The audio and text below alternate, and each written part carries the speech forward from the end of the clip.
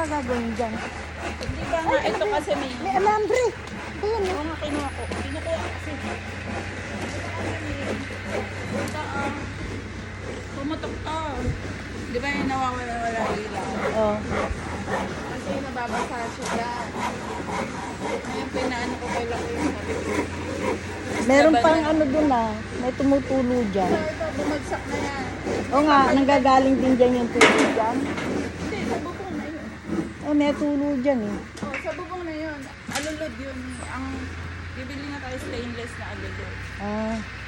Tapos dun sa kwarto ko, meron ding tulo. Saan galing kaya yun? Kwarto mo?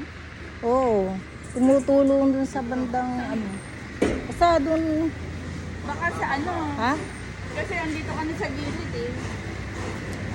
Yung malapit dun sa ano, sa kinauupuan ko, di ba? Nakita mo na minsan yun. Doon galing siguro sa taas yun eh, dun sa terrace. Malakas. Hindi naman gaano. Pagka lang umuulan ng malakas, saka may tulo. Pero pagka yung bahagya lang ang ulan, wala naman. At katulad kagabi, ang lakas, di ba? Yun, may tulo na naman siya. Flooring yun eh. Sa ano na lang. Sa baka sa slab yun. Siguro nga, baka gumagapang. Yun